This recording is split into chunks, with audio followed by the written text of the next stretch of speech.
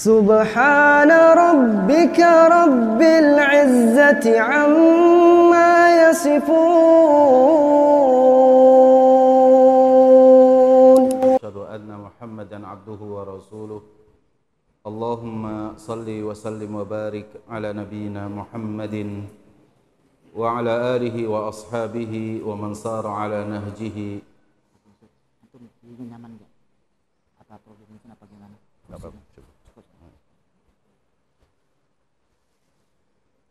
يا أيها الناس اتقوا ربكم الذي خلقكم من نفس واحدة وخلق منها زوجها وبث منهما رجالا كثيرا ونساء واتقوا الله الذي تساءلون به والأرحام إن الله كان عليكم رقيبا. يا أيها الذين آمنوا اتقوا الله وقولوا قولا سديدا يصلح لكم أعمالكم ويغفر لكم ذنوبكم ومن يطع الله ورسوله فقد فاز فوزا عظيما. أما بعد فإن أصدق الحديث كتاب الله وخير الهدي هدي محمد صلى الله عليه وآله وسلم وشر الأمور محدثاتها وكل محدثة بدعة وكل بدعة ضلالة وكل ضلالة في النار.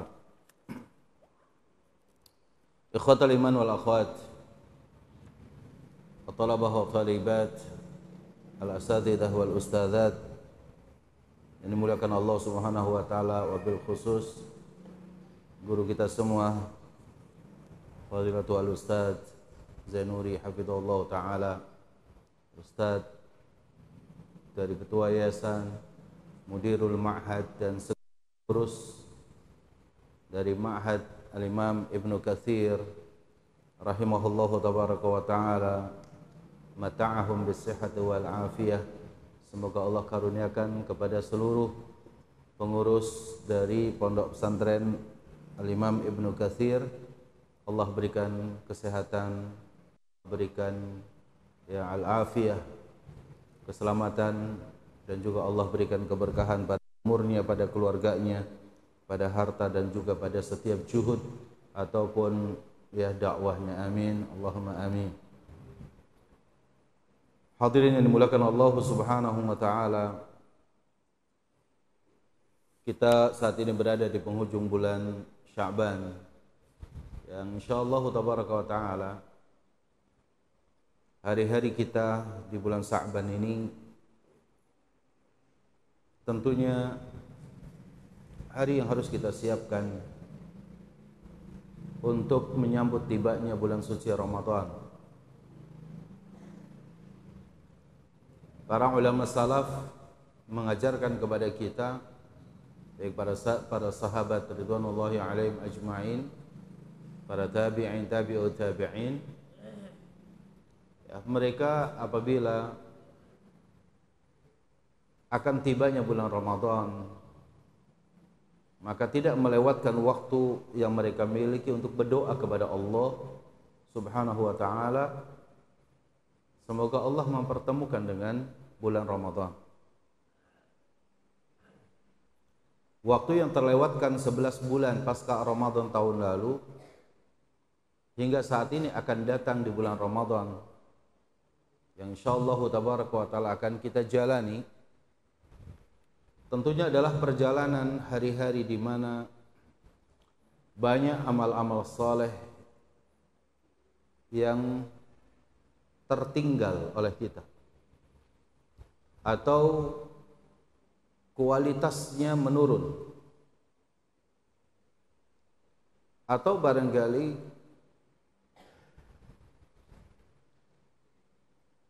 kualitas itu tetap tidak ada peningkatan. Dan itu kita rasakan ketika kita hidup bersama di 11 bulan yang saat ini berjalan dan berakhir di bulan Sya'ban ini. Banyak sekali semangat kita untuk menunaikan, jangankan pada pada amalan-amalan yang sunnah, yang mustahab, pada perkara yang wajib pun kadang-kadang banyak yang kualitasnya menurun. Kekhusyuan kita dalam salat 5 waktu kita itu berkurang. Padahal itu wajib. Tilawah Al-Quran kita juga menurun. Di sebagian kaum muslimin yang tidak berada di lingkungan seperti antum, para santri kita, hampir-hampir tidak membaca Al-Quran kecuali di bulan Ramadan. Dan itu banyak terjadi di masyarakat. Terlupakan apa yang pernah kita lakukan di bulan Ramadan yang lalu. Dari sholat 5 waktu kita yang tepat waktu, tidak menunda-nundanya. Tilawah Al-Quran yang kita baca dengan target-target khatam 30 juz Al-Quran di Ramadan tahun lalu, memasuki 11 bulan perjalanannya, itu semuanya berkurang. Allah Subhanahu wa ta'ala mempersiapkan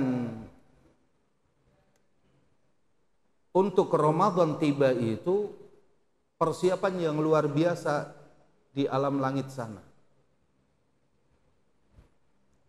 Kita di alam bumi. Ya, kita berada di atas bumi. Di langit Allah Subhanahu wa ta'ala mempersiapkan untuk tibanya Ramadan dengan persiapan yang tidak dilakukan pada 11 bulan selain Ramadan. Hal ini sebagaimana disabdakan dalam sebuah hadis, yang hadisnya kita semuanya sama-sama menghafalnya. Hadis yang sahih diriwayatkan oleh Imam Muslim dari sahabat Abu Hurairah radhiyallahu anhu, bahwa Nabi kita yang mulia sallallahu alaihi wa alihi wasallam bersabda, "Idza ja'akum syahrul Ramadan," apabila datang kepada kalian bulan Ramadan. Dalam riwayat, ya, "Qad ja'akum syahrul Ramadan," telah datang kepada kalian bulan Ramadan. Syahrun mubarak, bulan yang penuh berkah, bulan yang diberkahi Allah Subhanahu wa ta'ala. Atau pemaknaannya, fi'il madhi ini boleh difahami dengan fi'lun mudhari lil mustaqbal.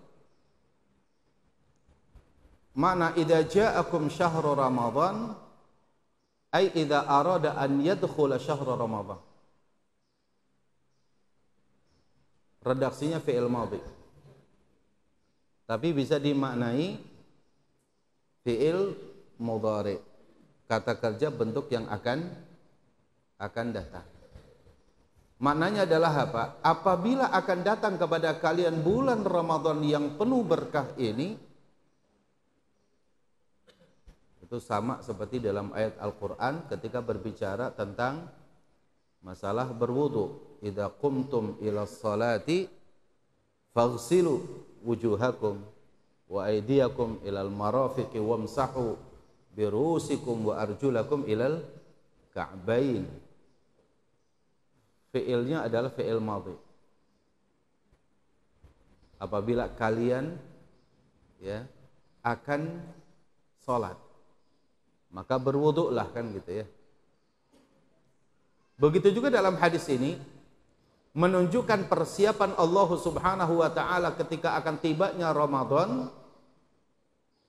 Dijelaskan dalam hadis Rasulullah sallallahu alaihi wasallam ini, maka persiapan Allah untuk Ramadan ini, yang pertama adalah futtihat abwabul jannah, dibuka oleh Allah pintu-pintu surga.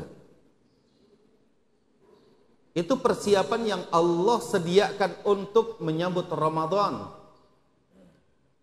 Futtihat abwab al-jannah, dibukakan pintu-pintu surga.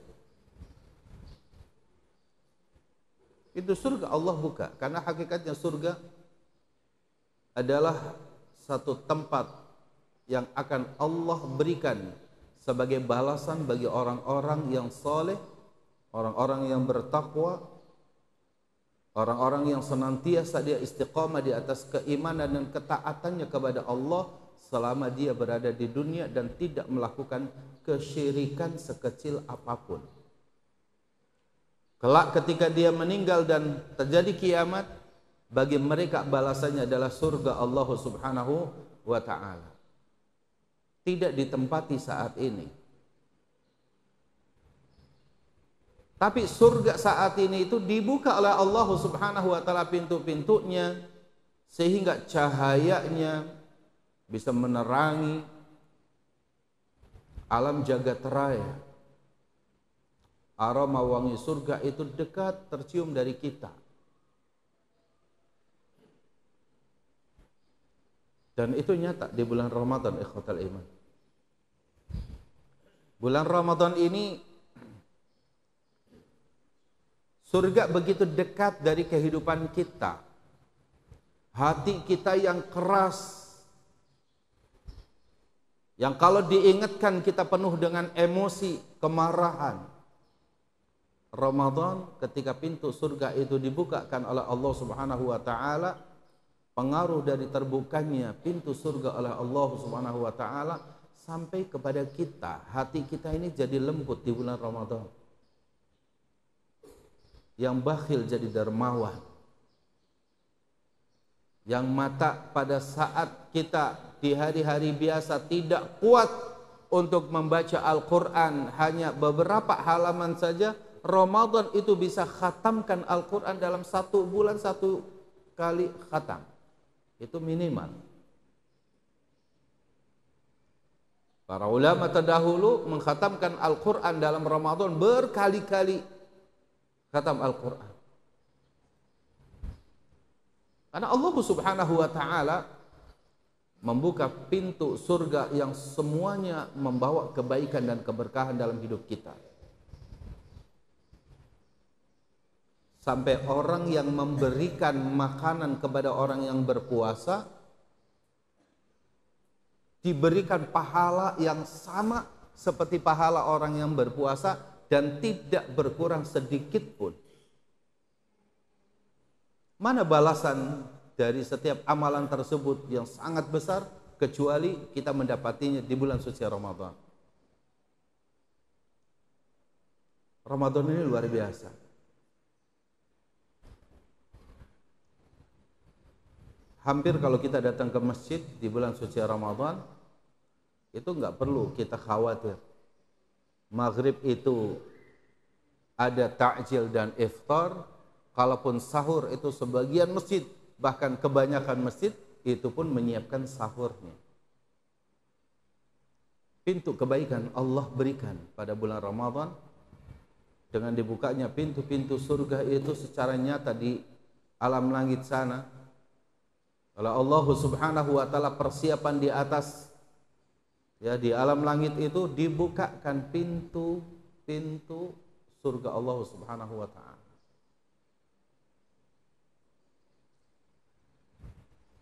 Yang kedua, wa ghulliqat abwabun nar. Dikunci pintu-pintu nerakanya. Di hari biasa pintu neraka itu terbuka.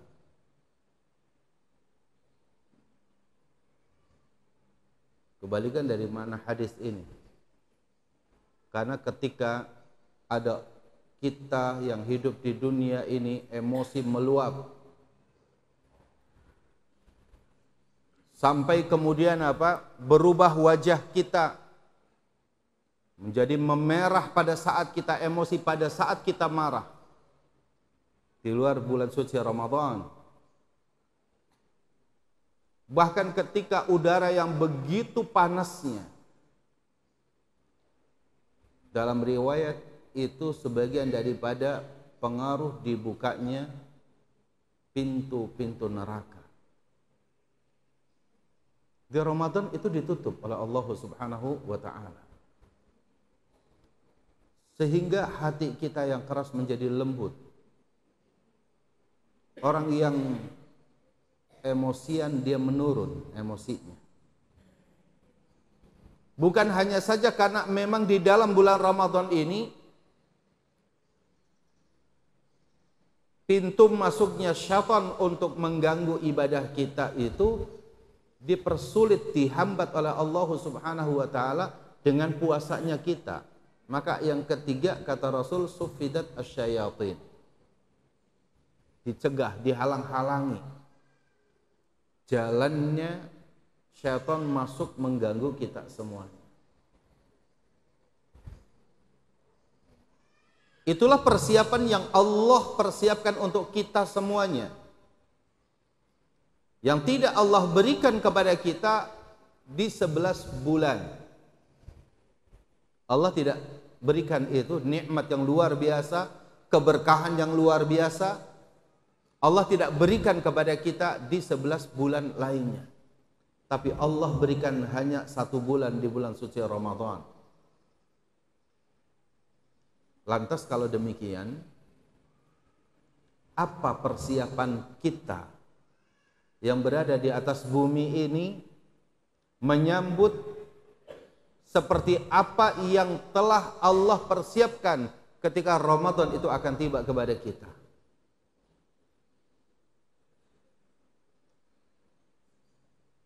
Para sahabat, para ulama banyak memberikan penjelasan kepada kita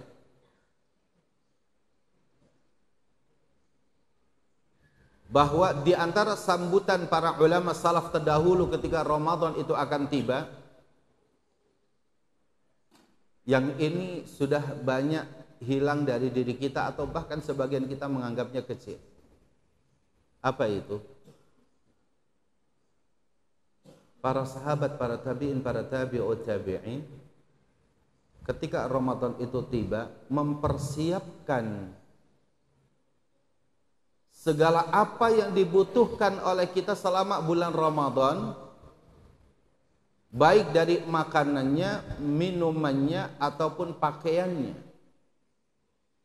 sehingga pada saat Ramadan itu tiba, kita tidak lagi disibukkan dengan soal makanan dan minuman. Kan ini yang nyata sekali di kita, kebalikannya. Di Ramadan ini dahsyat sekali fitnah makanan dan minuman bagi kita.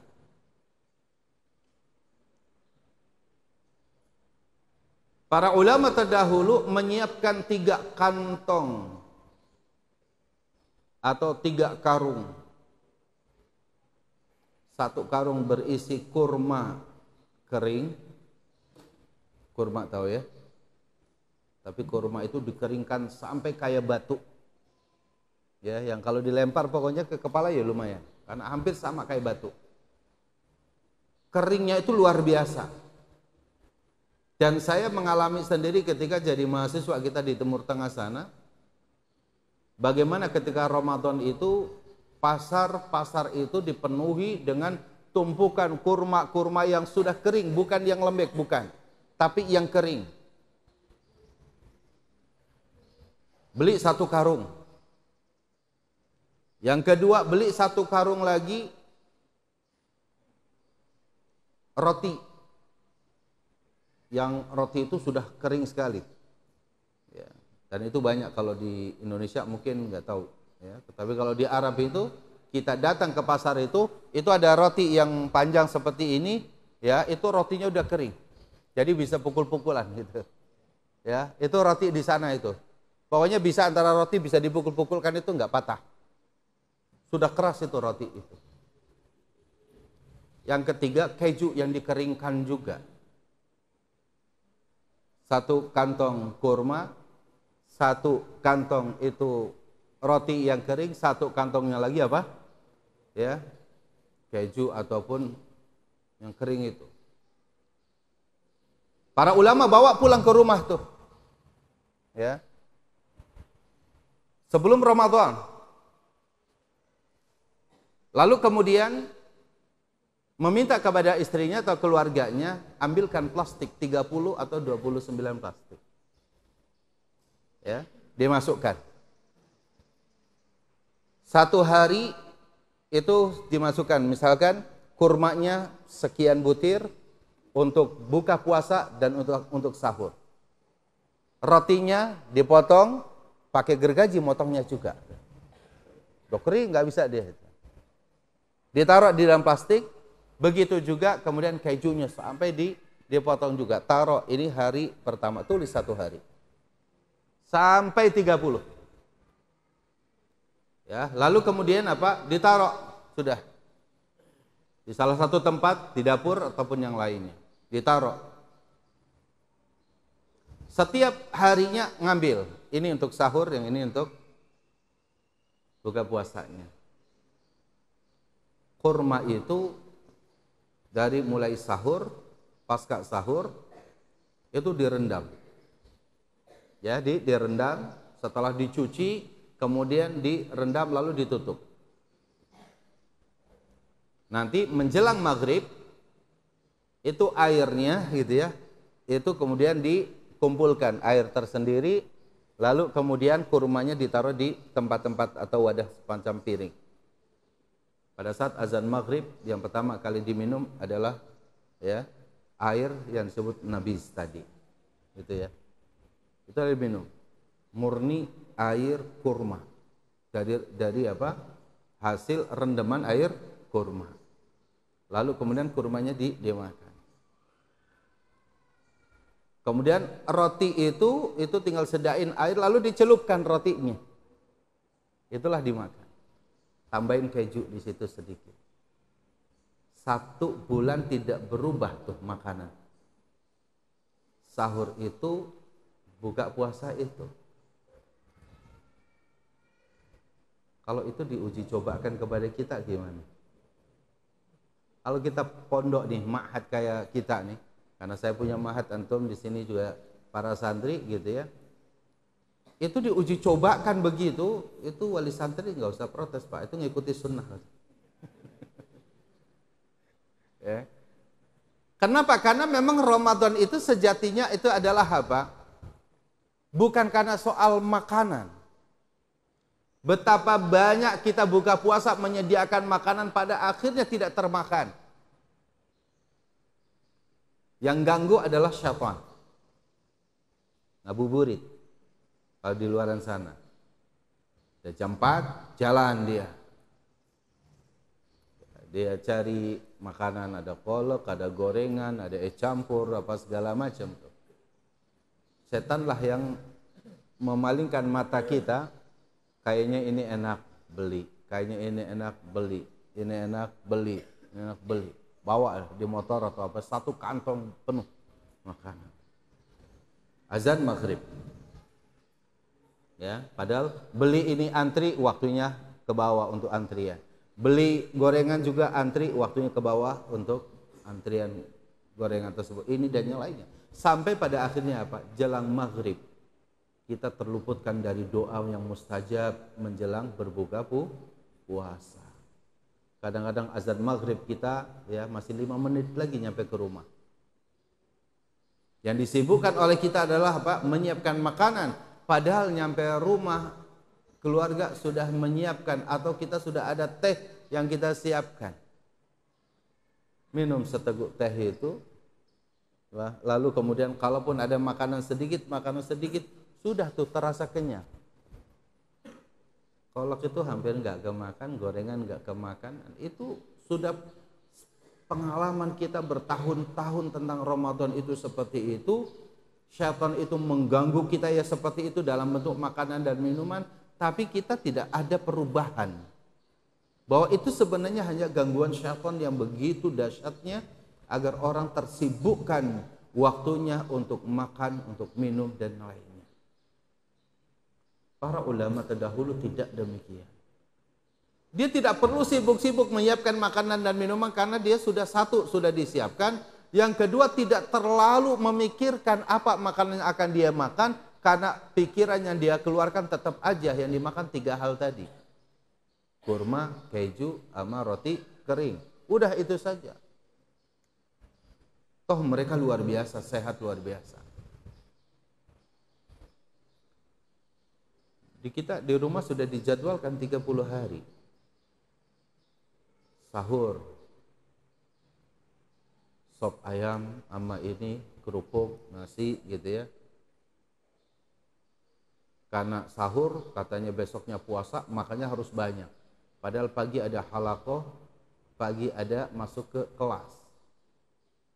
Masuk ke kelas sudah dari jam pertama naim. Kalatul, tidur. Ya. Itu yang terjadi di kita. Nasi yang banyak kita makan itulah yang kemudian pada akhirnya ya, beralasan karena besok kita puasa, besok kita juga harus beraktivitas, makan nasi yang cukup banyak, akhirnya apa? Kuantitas tidur yang bertambah, tapi kualitas amalia kita yang menurun. Itu yang terjadi. Maka hendaknya persiapan yang mesti kita siapkan itu adalah apa? Bukan soal makanan dan minumannya, bukan pakaian untuk lebarannya. Ini yang sudah harus dimulai kita rubah. Jangan sampai kemudian kita terbawa terus oleh tradisi kebiasaan yang meskipun bagi sebagian kita dipandang itu baik, tapi ini tidak berpengaruh pada kualitas ibadah kita. Itu permasalahannya. Banyak mempengaruhi kualitas ibadah kita. Kekenyangan kita saat berbuka puasa membuat kualitas kita tidak kuat. Imam membaca 1 juz sholat tarawih. Ya. Apalagi para santri, saya udah hafal betul gitu. Ketika sudah ya mau waladhdallin gitu ya, pura-pura batal, dia ke belakang keluar dari saf. Ya, nanti wudu antri nanti masuk lagi ketika ini kira-kira sudah 1 halaman setengah, 1 ayat, lalu dia maju Allahu Akbar. Ya,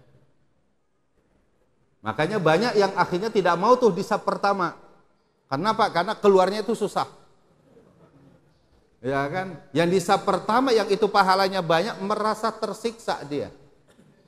Sehingga kalau ada organisasi santri itu yang dicemburutin terus. Padahal saf pertama kita sudah paham betul itu pahalanya sangat besar. Ya. Apalagi kita berdiri dari awal takbiratul ihram bersama imam. Sehingga kerinduan kita ketika datang Ramadan itu jangan sampai kerinduan kita itu pada perkara yang nilainya itu rendah. Hanya dari sisi makanan yang akan kita makan itu apa? Hanya pada sisi minuman yang akan kita minum itu apa? Bukan hanya dari pakainya akan kita pakai kelak di akhir Ramadan itu seperti apa?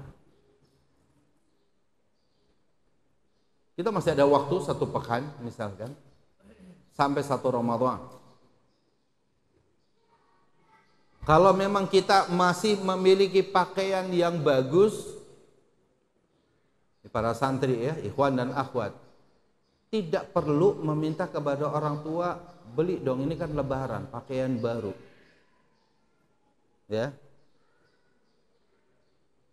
Kalau bagi para santri kita kadang-kadang orang tua itu tidak selalu memberikan itu, membeli pakaian itu pada saat ya ada waktu 1 tahun sekali, enggak. Kadang-kadang kita membelikan itu pada saat memang bajunya sudah kurang bagus langsung dibelikan. Sehingga tidak perlu nunggu sampai lebaran tiba baru kemudian rame-rame datang ke toko, datang ke mall, datang ke tempat-tempat pembelian baju, lalu kita beli di situ. Uang kita, ini rahasia lagi dari sisi ekonomi pada akhirnya. Uang kita itu pada akhirnya orang tua sudah bersusah payah cari uang, untuk bisa banyak beramal, berbuat untuk akhiratnya, untuk dirinya. Tapi kadang-kadang itu harus habis karena sebab tuntutan Lebaran harus pakai pakaian yang baru. Pakaian yang baru pada saat itu sudah dinaikkan 2 kali lipat harganya. Lalu kalaupun diskon misalkan, contoh gini, baju itu sebenarnya harganya 100.000. 100.000 di hari biasa dia sudah dapat untung. Ini rahasia pedagang. Jelang Ramadan. Ternyata dinaikkan 100%. Sehingga baju itu tertulis harganya 200.000. 100.000 saja di hari biasa dia jualan itu sudah dapat untung. Tapi karena ini orang rame-rame, pasti produk saya akan dibeli, pasti produk saya akan dibeli, sehingga dia naikkan 100%, harga baju itu 200.000. Lalu kemudian di situ diskon. Dari 200.000 diskon, misalkan ya, diskonnya 30%, 40% dan yang lain. Tetap aja harganya sudah melambung tinggi. Kalau mau beli sekarang, kalau baju kita untuk tahun nanti pasca Lebaran, belinya sekarang. Sebelum segala sesuatu sudah naik semua, menjadi permainan ekonomi kapitalis yang ada. Yang hanya semata-mata mencari keuntungan dari kantong-kantong kaum muslimin. Betapa banyak saat ini di pengusaha-pengusaha ayam itu sudah dipotongin ayam itu, lalu kemudian sudah dipres, ditaruh tuh harga produksi dengan harga harga produksi itu barangkali 30.000 semuanya dengan produknya, itu bisa dijual 90.000 pada hari menjelang Ramadan, Lebaran dan yang lainnya. Padahal itu harga itu sudah ada, dia dapat keuntungan dari awalnya. Taruh dari freezer, di chiller dan yang lain-lainnya. Itu permainan seperti itu semuanya. Lagi-lagi kembali kemudian kita, sedikit sekali orang tua kita, sedikit sekali kaum muslimin yang kemudian di Ramadan itu kerinduan kita untuk apa? Menggapai pahala yang sangat banyak dengan sedekah kita, di mana memberikan satu makanan kepada orang yang berbuka puasa saja, itu pahalanya sama seperti pahala kita yang berpuasa. La yanqusuhu min ajri syai'. Tidak mengurangi sedikit pun, la yanqus. Dari pahala orang yang melakukan ibadah puasa sedikit pun. Tapi itu jarang dilakukan oleh kita. Kenapa? Karena kita masih menghitung-hitung. Untuk pakaian ini, untuk pakaian ini dan yang lainnya. Maka mulailah sekarang kita rubah. Kitalah yang sudah mulai ngaji ini berupaya untuk istiqomah, menjadikan apa yang telah dilalui oleh para salafus saleh menyambut Ramadan ini, kerinduan kita ini bukan pada makanan, bukan pada minuman, bukan pada pakaian.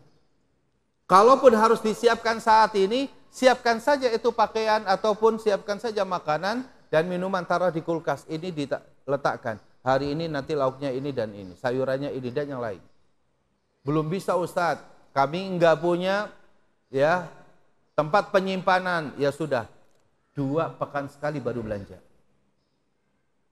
Jangan tiap hari. Ya. Istri kita juga kalau belanja jangan tiap hari. Ramadan ini sibukkan kita dengan ibadah kita kepada Allah. Coba lihat. Al-Imam Malik ibn Anas rahimahullahu tabaraka wa ta'ala. Al-Imam Malik bin Anas rahimahullahu tabaraka wa ta'ala. Ketika masuk 1 Ramadan, dia liburkan semua kajian-kajiannya. Dia liburkan tuh. Dalam riwayat dikatakan tarokal hadis wa tarokal ilm. Maksudnya adalah apa? Beliau tidak lagi mengajar pada saat Ramadan itu tiba. Beliau tidak lagi mengajar di majelis seperti ini, mengajarkan kajian-kajian rutinnya. Beliau stop. Apa yang dilakukan oleh seorang ulama Anas bin Malik radhiyallahu an, Malik bin Anas radhiyallahu an, ar-ruju'u ila kitabillah. Mereka kembali kepada Al-Qur'anul Karim. Tidak ada aktivitas beliau yang lebih dahsyat di bulan suci Ramadan kecuali apa? Ambil Al-Quran, ambil mushaf, lalu kemudian membaca Al-Quran, memperbanyak khatam-khatam Al-Quran. Al-Imam Syafi'i rahimahullah tabaraka wa ta'ala, murid beliau, yakhtumu sittina khatman fi syahrin. 60 kali khatam Al-Quran dalam 1 bulan Ramadan. 60 kali. Kita bisa bayangkan. Saya sampai saat ini ketika membaca riwayat itu bahwa dikatakan Al-Imam Syafi'i mengkhatamkan 60 kali, berarti apa? Dikatakan kana naharuhu khatmun, ya, kana naharuhu khatman walailu khatman. Siang harinya 1 kali khatam, malam harinya 1 kali khatam. Al-Imam Syafi'i rahimahullah ta'ala, sehingga ketika muridnya datang bertanya, ya Imam, berapa kali antum mengkhatamkan Al-Quran di bulan Ramadan ini? Beliau mengatakan likulli yaumin khatman. Untuk setiap 1 hari 2 kali khatam. Siang 1 kali khatam, malam hari 1 kali khatam. Bagaimana itu beliau berinteraksi dengan Al-Quran yang luar biasa. Kata muridnya, dikatakan, bukankah Al-Quran itu tidak boleh dikhatamkan, ya, kurang dari 3 hari? Karena Al-Quran itu paling lambat oleh seorang muslim dikhatamkan itu 1 bulan. Itu udah paling lambat. Pertengahannya itu 15 hari 1 kali khatam. Berarti kalau 1 bulan khatam Al-Quran itu 1 hari 1 juz. Kalau setengah bulan berarti 1 hari 2 juz. Yang paling pendek itu adalah 3 hari. Dan tidak boleh, dalam riwayat itu tidak boleh kita mengkhatamkan Al-Quran kurang dari 3 hari. Makanya ditanyakan kepada Imam Syafi'i, kenapa antum ya mengkhatamkan Al-Quran 1 hari bahkan sampai 2 kali khatam? Beliau hanya mengatakan, syahrul Ramadan alladzi unzila fihi al-Quran. Fihi al-Quran. Bulan Ramadan, bulan di mana Al-Quran ini diturunkan. Maka majelis-majelis ilmu para ulama yang saat itu memberikan kajian-kajian ilmu yang sangat padat jadwal mereka, itu diliburkan pada bulan Ramadan dan semuanya kembali kepada Al-Quranul Karim. Maka kerinduan para ulama terhadap bulan Ramadan itu adalah apa? Kerinduan mereka untuk mengkhatamkan Al-Quran lebih banyak dari hari-hari yang biasanya. Itu kerinduan mereka mengajarkan kepada kita sekalian. Dan tidak berganti. Saya sih khatam Al-Quran alhamdulillah Ustaz setiap hari. Karena program saya itu adalah khataman Al-Quran. Tapi saya dengan 30 orang duduk dalam satu majelis. Ya. A, juz 1, juz 2, juz 3, juz 4 terus sampai 30. Duduk 1 jam, 1 juz dia baca alhamdulillah khatam. Ya. Itu yang saat ini banyak beberapa masjid melakukan hal demikian. Bukan kolektif khataman itu. Khataman itu pribadi. Ya. Kan nanti sama Ustadz, berarti 1 bulan saya juga khatam. Betul, tapi itu kalau di Ramadan lambat. Saya, ya, mungkin di sini juga sama. Di pesantren yang saat ini saya pimpin, itu Ustadz berikan, ya, musabaqah. yang paling banyak mengkhatamkan Al-Quran di bulan Ramadan, Ustadz berikan hadiah. Tahun lalu ada yang sampai 15 kali khatam. Paling sedikit itu mungkin 4 atau 3 kali dalam satu bulan kurang, karena di kurang lebih 1 pekan jelang Lebaran itu libur, ya kan, libur. Jadi mulai 1 Ramadan itu waktunya sudah kita berikan. Mulai nanti malam musabaqah dilakukan, ya. Semuanya duduk habis salat tarawih itu adalah di masjid mereka. Lalu kemudian ada tim penilai, dia datang mengunjungi. Sudah ayat berapa? Sudah halaman berapa? Sudah ini berapa? Gitu. Seperti itu. Tahun lalu ada akhwat itu sampai 15 kali khatam tuh.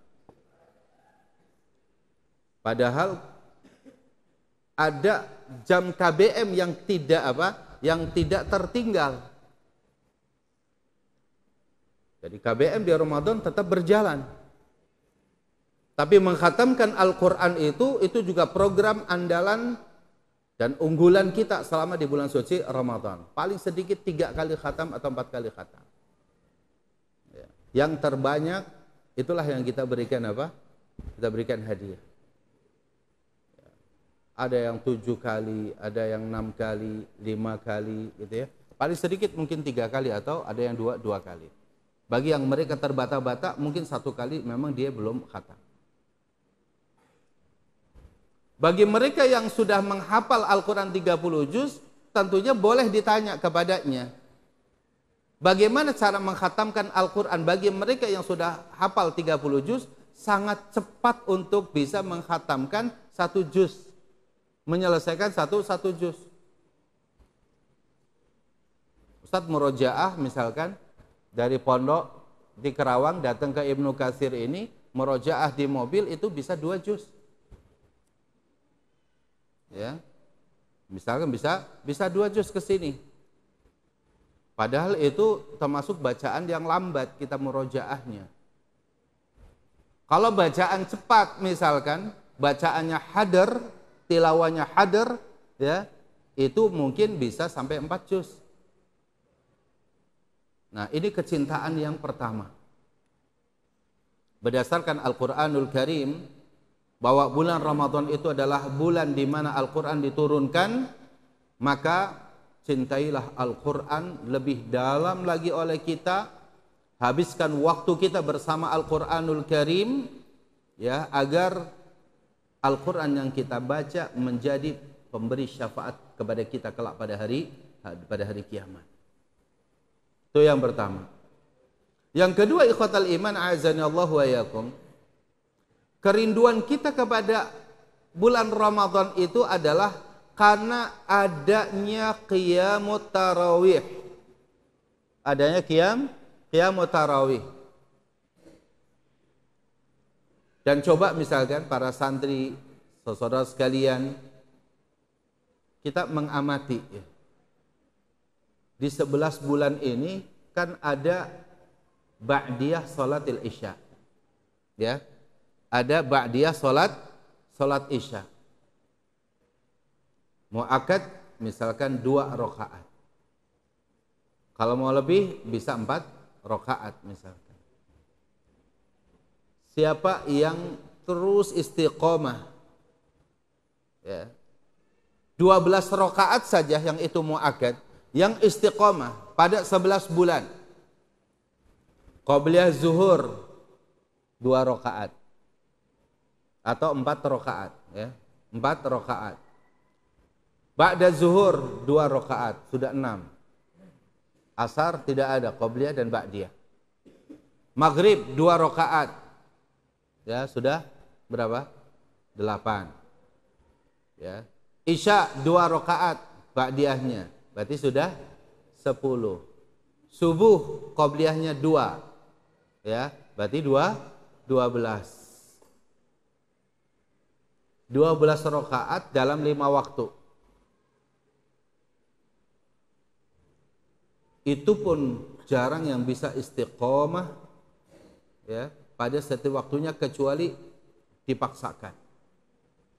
ya, dipaksakan untuk bisa menunaikan 12 rakaat ya rawatib yang muakkad.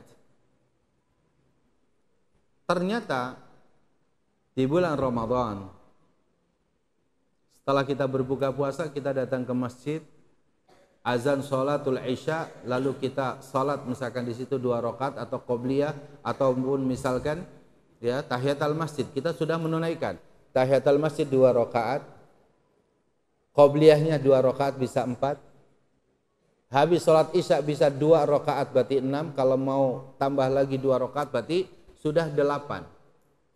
Ditambah lagi sholat qiyamut tarawih itu bisa 11 rakaat misalkan. 8 tambah 11. Sudah 19 rakaat. Kok kaki kita itu kuat? Setiap malam. Dan itu bukan orang dewasa saja, tapi anak-anak, sampai memang anak-anak kita pun itu semuanya ikut sholat tarawih. Nikmat yang Allah berikan kepada kita di bulan suci Ramadan, kaki kita itu berdiri kuat untuk menunaikan salatul tarawih. Ini adalah nikmat dari Allah Subhanahu wa taala yang Allah tidak berikan itu juga pada hari-hari di 11 bulan yang lainnya. Buktinya 2 rakaat misalkan setelah sholat isya itu terasa berat bagi kita. Kenapa demikian? Satu, aroma surga yang Allah bukakan pintunya itu sampai pada kita, sehingga ada ketenangan yang Allah berikan dalam hati kita. Setan yang ganggu kita dikunci, ya, dibelenggu setan tersebut, sehingga apa? Kita benar-benar diberikan oleh Allah kekuatan untuk bisa sholat qiyamut tarawih. Kalau itu bisa dilakukan oleh kita dalam sholatul tahajud kita 11 rakaat pada 11 bulan yang lainnya, maka itu luar biasa. Tapi jarang yang kuat, kecuali baginda Rasulullah sallallahu alaihi wasallam. Sehingga kerinduan kita, ikhwatal iman, a'azanallahu wa yakum, dengan kita salatul tarawih, yang itu berarti kita telah menegakkan qiyamul lail kita di bulan suci Ramadan, Allah berikan kepada kita pahala yang luar biasa, dan juga Allah ampuni dosa-dosa kita. Rasulullah sallallahu alaihi wasallam bersabda, "Man qama ramadhana imanan wa ihtisaba, ghufira lahu ma taqaddama min dzambi." Siapa yang qiyamul lail, yang menegakkan qiyamul lail, yaitu salat tarawih kita di bulan Ramadan, tapi bukan paksaan, melainkan karena keimanan kita kepada Allah, karena inilah yang Allah perintahkan kepada kita. Allah telah mempersiapkan Ramadan itu untuk kita mendapatkan kebaikan yang luar biasa. Maka apa? Kita menunaikan qiyamul lail itu dengan keimanan kita dan berharap pahala di sisi Allah Subhanahu wa taala. Maka kata Rasulullah, ghufira lahu ma taqaddama min dzambi. Jadi bayangkan ketika sholat tarawih itu kita lakukan, dosa-dosa kita itu berguguran. Allah hapuskan dosa kita. Ternyata ikhwatal iman, a'azani Allahu wa iyyakum ajma'in, dosa kita ternyata jauh lebih banyak dari apa? Dari pahala yang Allah sediakan pada salat tarawih kita. Salat tarawih kita memang betul memberikan pahala dan juga ganjaran yang luar biasa, diampuni dosa-dosa kita. Tapi karena ada tidak khusyuknya, karena ada gangguan, karena ada begini dan yang lainnya, sehingga bisa saja kualitas sholat tarawih kita tidak mampu menggugurkan dosa-dosa yang ada pada diri kita. Maka masuklah kita kepada kerinduan kita yang ketiga. Apa itu? Sahurlah benar-benar, lalu melanjutkanlah dengan saum. Sahur karena padanya keberkahan, lalu kemudian lanjut kita dengan saum. Yang Rasulullah sallallahu alaihi wasallam sampaikan, "Man shoma ramadhana imanan wa ihtisaba, ghufira lahu ma taqaddama min dzambi." Siapa yang berpuasa di bulan Ramadan, disiapkan terlebih dahulu dari sahur kita. Tasahharu fa inna fi sahuri barakah. Bersahurlah kalian, Pada makan sahur itu banyak keberkahan yang Allah berikan kepada kita. Bersahur bukan mengenyangkan perut, bukan. Ya. Bersahur bukan mengenyangkan perut kita. Seandainya kita bersahur itu hanya dengan seteguk air, dengan beberapa butir kurma, misalkan itu cukup, bersahurlah. Itu insya Allah keberkahan kita dapati. Jangan sampai kita tidak bersahur, ya anak-anak santri sekalian. Kita dibangunkan untuk bersahur itu luar biasa, kadang-kadang berat bagi kita tuh. Bertanya sama teman kita, lauknya apa? Nah, itu. Ya. Jadi ketika dibangunkan itu kita tanya lauknya apa? Itu pertanyaan itu besok enggak boleh ditanyakan. Ya. Kenapa tadi? Ustaz bisa sampaikan, bersahur itu bukan mengenyangkan perut, bukan. Tapi bersahur itu karena perintah Rasulullah SAW untuk membedakan antara puasanya kita orang muslim dengan yang bukan muslim dan mencari keberkahan yang Allah berikan. Maka meskipun teman-teman anak-anak sekalian minum seteguk air dengan 1-2 butir kurma, itu cukup. Tapi kalau ada makan, nggak perlu ditanya lauknya apa. Apa yang kita ambil ya dari dapur umum kita makan bismillah. Ya. Dan tidak perlu bertujuan mengenyangkan perut. Itu harus kita rubah nih. Ya, para santri kita seperti itu harus kita rubah. Jangan lagi bertanya lauknya apa. Apapun yang disediakan kita makan. Tujuan kita, ya Allah semoga Engkau memberkahi sahur kita. Lalu kemudian bismillah, datang ke masjid untuk menunaikan sholat subuh, lanjut dengan aktivitas kita.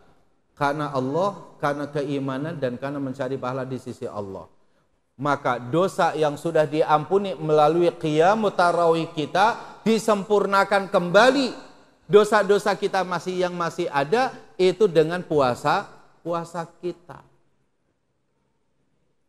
Sehingga siang hari Ramadan ya kita berpuasa di bulan Ramadan, malam hari kita qiyamut tarawih, dua-duanya menghapuskan dosa kita semuanya. Ternyata dosa kita masih sangat banyak. Kualitas puasa kita ini ya itu kualitasnya masih rendah. Ya. Karena puasa itu tidak ada yang tahu pahalanya itu berapa. Dalam hadis qudsi dikatakan as-saumu li wa ana adzibihi, puasa itu adalah untukku dan akulah yang akan membalasnya. Ditanyakan kepada para ulama, bukankah semua ibadah yang kita lakukan juga untuk Allah Subhanahu wa taala?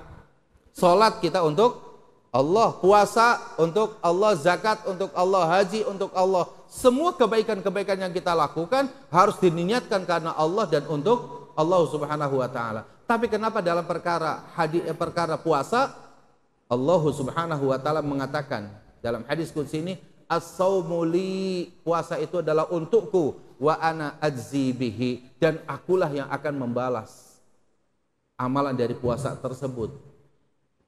Dikatakan kepada para ulama, kenapa Allah mengkhususkan puasa itu? Para ulama banyak menjelaskan tentang hadis ini. Dan para ulama mengatakan satu-satunya amalan yang sulit untuk dimasuki oleh riya itu hanya puasa. Ya. Itu rahasianya. Satu-satunya amalan yang sulit dimasuki oleh perkara riya, di mana riya itu adalah asyirkul asghar, yang itu bisa menggugurkan amal ibadah kita. Itu karena riya. Salat misalkan bisa masuk riya ke dalamnya. Salat kita datang ke masjid, ya, masya Allah kita lihat lagi pakaian kita dandan lagi, ada yang lihat nggak ya, kan gitu ya. Ketika nggak ada yang lihat, kita bertanya, kok orang pada sepi banget sih? Ketika nggak ada yang memuji, kita ngomong, kenapa antum ada perubahan nggak pada saya misalkan? Ada riya dalam sholat kita, ya. Takbiratul ihramnya betul-betul kayak orang banyak itu. Yang kita dapati di masyarakat kadang-kadang ya, semoga gangguan syaitan yang masuk kepada mereka itu dikurangi. Karena kita dapati untuk takbiratul ihram itu sampai lama sekali. Allahnya itu sampai benar-benar mantap gitu ya. Dan lama. Allah. Enggak sedakep-sedakep itu. Ketika ragu-ragu lagi dia turun lagi. Jamaahnya nunggu di belakang. Ini kapan kita mau takbiratul ihram? Kenapa? Karena imamnya masih ragu-ragu di situ. Nyebut Allah itu panjangnya tuh bisa 8 harokat tuh. Ya, padahal di situ cukup Allahu Akbar harokat. Allah Akbar. Wah gitu ya. Ya. Banyak orang seperti itu waswasatu syaitan masuk di dalamnya. Lalu di belakang jamaah mengatakan, Masya Allah, Masya Allah. Khusus sekali itu imam. Ya kan? Salat bisa dimasuki oleh riya. Sedekah, zakat apalagi. Ya. Datang ke masjid. Sedekah, masukin di amplop, kasih ke pengurus masjid. Saya bantu nih untuk masjid. Tulis nama Pak? Enggak usah lah gitu. Oh, cuman segitu. Hamba Allah saja. Ya, hamba Allah. Salat Jumat diumumin. Fulan sekian, fulan sekian, fulan sekian. Hamba Allah sekian. Nggak mau samping. Tahu nggak antum? Hamba Allah siapa? Ya, hamba Allah sih siapa kata dia gitu. Kadang-kadang tertulis lagi di situ tuh. Di majalah dinding itu tertulis tuh. Hamba Allah sekian juta gitu ya. Yang 100, 200, 300 gitu. Dia lama berdiri di situ, nunggu ada yang datang. Kalau yang datang, nanti ada yang bertanya, oh nama antum nggak ada gitu. Ya kita kan harus ikhlas. Ada mungkin di situ tulisan hamba Allah. Dilihat tuh. Oh cuma satu, berarti antum dong. Ya siapa lagi? Nah, gugur tuh. Ya, gugur tuh sedekah tuh. Ya kan? Ya ayyuhalladzina amanu la tubtilu sadaqatikum bil manni wal adza kalladzi yunfiqu malahu ria'an nas. Wahai orang-orang beriman, jangan batalkan pahala sedekah dan zakat kita dengan mengungkit-ungkit. Apalagi menyakiti. Mengungkit saja tahu enggak antum? Itu mengungkit-ungkit tuh. Ya, hamba Allah itu saya itu. Enggak ada yang lain. Oh, kalau enggak ada yang lain berarti hamba siapa tuh? Ya kan? Bahaya ini. Ini masuk riya tuh, sedekah, zakat dan yang lainnya. Ya. Boleh zakat juga terang-terangan boleh. Tapi pasang hati kita. Ustaz, boleh enggak Ustaz nulis saya sedekah di situ? Ya. Untuk apa? Menarik orang-orang agar orang-orang itu dia mulai bersedekah. Nama saya dimunculkan di situ. Siapa tahu orang bisa tertarik untuk sedekah. Boleh silahkan. Tapi antum jaga hati antum. Karena masalah urusan hati masing-masing itu berbeda. Ya. Suatu ketika Rasul Shallallahu Alaihi Wasallam mengatakan kepada sahabat Ali bin Abi Thalib, ya apa yang itu di tanganmu? Ya ini sedekah. Ya. Terang-terangan. Ada yang disembunyikan. Apa itu? Ya enggak ya Rasulullah. Yang satu terang-terangan diberikan, yang satu disembunyikan. Karena sedekah itu bisa sirron wa alaniyah, bisa secara sembunyi, bisa juga terang-terangan. Sebagaimana sholat juga sama, tidak semua sholat yang kita lakukan secara terang-terangan, ada yang harus kita sembunyikan. Untuk itu, amalan sholat yang terbaik bagi laki-laki, wajibnya itu di masjid, yang sunnahnya berada di rumah, jika memang kita bisa tetap menjaga salat 5 waktunya di masjid. Kalau nggak bisa ya sudah, ya rawatibnya yang di masjid berbarengan dengan yang wajib, tapi qiyamul lail di rumah. Agar rumah itu jangan jadi rumah syaitan. Ya, la taj'alu buyutakum maqabir kata Rasul. Jangan kalian jadikan rumah-rumah kalian itu seperti kuburan. Fa inna syaitan tanfiru minal baiti allati tuqra'u fihi suratul Baqarah. Karena setan itu akan lari dari rumah yang dibacakan surat Al-Baqarah. Artinya apa? Baca Al-Quran itu di rumah. Salat malam itu bisa di rumah. Jadikan rumah itu tempat ibadah kita. Tilawah Al-Qur'annya, ibadah salat-salat sunnahnya, ya. Ada tausiah antara mereka, antara suami, istri dan anak-anak. Itu adalah rumah muslim, seperti itu. Kenapa? Kalau semuanya sholat itu dilakukan di masjid, khawatir kita tidak banyak bekas dari amalan sholat sunnah kita. Karena sholat ini bisa dimasuki perkara riya. Umroh, haji, apalagi. Hajinya 2030, pengumumannya udah sekarang. Saya dapat haji 2030 Ustaz, Masya Allah. 2030, semoga usia masih ada, sehat walafiat, kan begitu. Boleh nggak Ustaz walimatus safar sebelum berangkat? Nah itu pertanyaan berikutnya begitu. Saya katakan walimatus safarnya habis pulang dari haji. Oh begitu Ustaz, khawatir nggak jadi haji? Ya, kan banyak tuh. Jadi stres dia, sudah walimatus safar, ternyata visanya nggak keluar. Karena malu dia Pak, nginep dia di Jakarta sama nyewa sekamar atau apa gitu ya. Kos-kosan di Jakarta. Ya suami istri itu nyewa. Kalau hotel kan mahal. Ya. Dia lihat kloternya dia pulang kapan gitu ya. Belanja di Tanah Abang, pulang. Ya, sudah haji pakai peci haji yang lainnya. Kurma dibagiin atau apa. Enggak haji pada. Kenapa? Karena malu terlebih dahulu. Karena sudah walimatus safar. Banyak itu perkara-perkara. Ya, umroh haji belum apa-apa, selfie sana, selfie sini, foto sana, foto sini. Bahkan ya Allah, kalau kita mau lihat ya, ada orang berbohong gitu di depan Ka'bah sendiri. Ya, orang mau berdoa menghadap ke Ka'bah juga, itu kan menghadap ke kiblat kan luar biasa, lebih dahsyat kekhusyuannya. Ini Ka'bah di depan, kita doa di sini. Kita bisa berdoa ya Allah, sampai betul-betul masuk dalam hati kita tuh apa yang kita baca. Kita doakan nama mau selfie, itu doanya membelakangi Ka'bah. Ka'bahnya di sana, kita foto sana, lagi doa begini. Ya orang udah tahu bohong ini. Ya kan? Itu banyak terjadi di umrah kita, di haji kita. Khawatir biaya yang kita keluarkan, kemudian tidak menjadi pahala apa-apa, bahkan menjadi dosa. Tapi sekarang kita masuk pada puasa. Kenapa Allah katakan as-saumu li wa ana ajzi bihi? Puasa itu adalah untukku dan akulah yang akan membalas pahala dan ganjaran dari puasa. Karena satu-satunya amalan yang tidak bisa dimasuki oleh riya adalah puasa. Yaitu puasa Ramadan. Ya, puasa Ramadan. Puasa yang tidak dimasuki oleh riya. Enggak mungkin antum mau mengatakan ya, asik saya tidak puasa begitu. Itu enggak mungkin. Karena pasti kalau santri yang pasti akan dimarahi sebagai bentuk penentangan terhadap rukun Islam.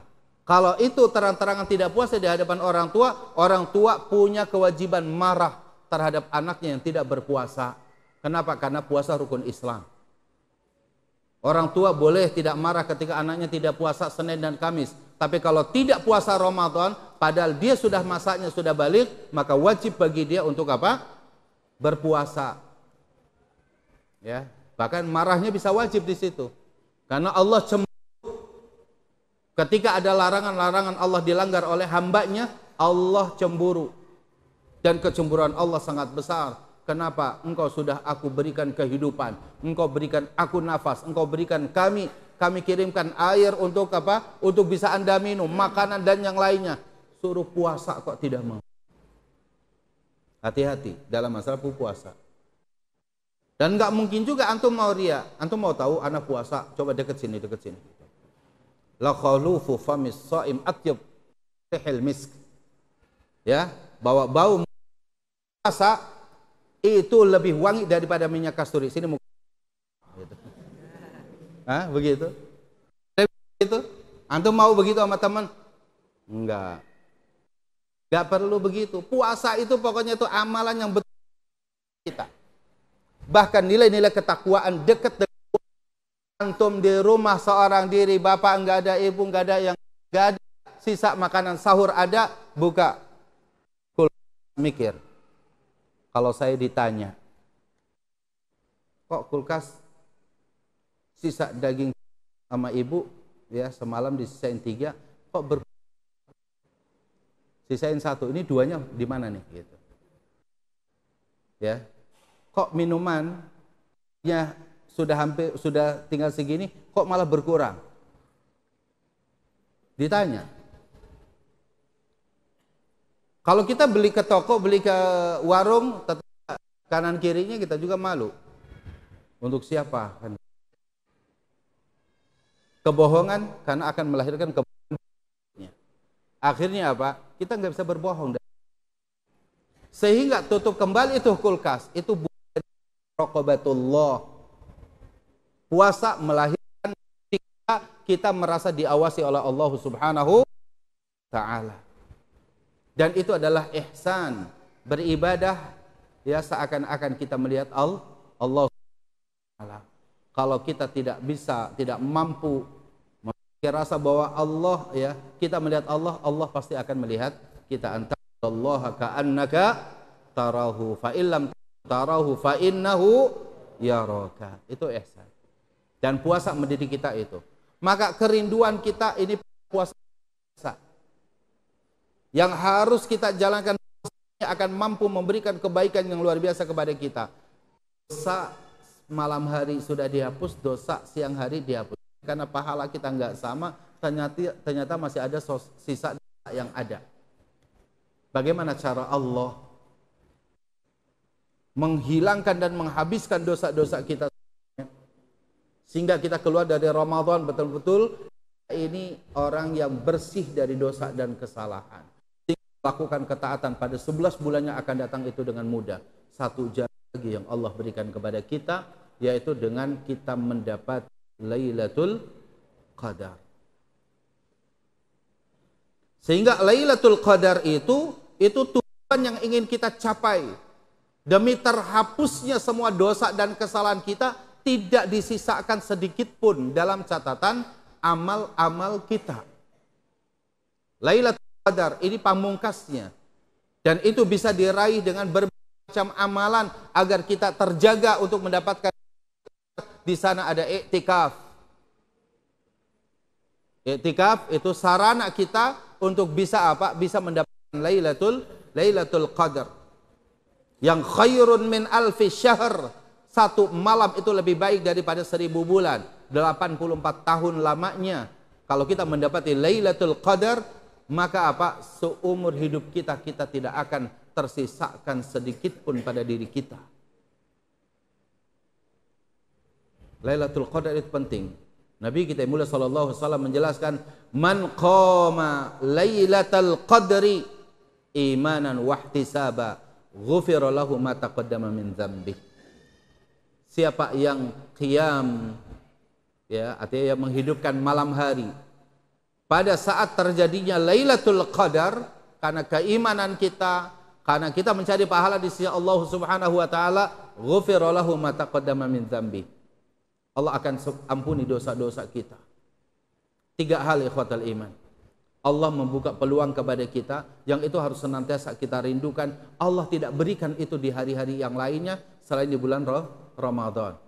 Salat malam yaitu salatul tarawih, puasa kita di bulan Ramadan, dan juga apa? Lailatul Qadar. Dari sinilah saudara Subhanahu wa taala ternyata ya telah banyak memberikan kebaikan kita pada saat kita hidup di bulan Ramadan. Untuk itu banyak para ulama salaf yang mereka terus dia bermunajat kepada Allah, ya Allah sampaikan usiaku pada Ramadan. Persiapan yang matang mereka siapkan.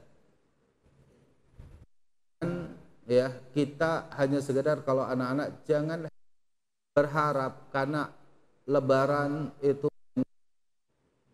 orang yang akan ngasih uang jajan. Jangan hanya kita Lebaran itu kita akan mendapati apa?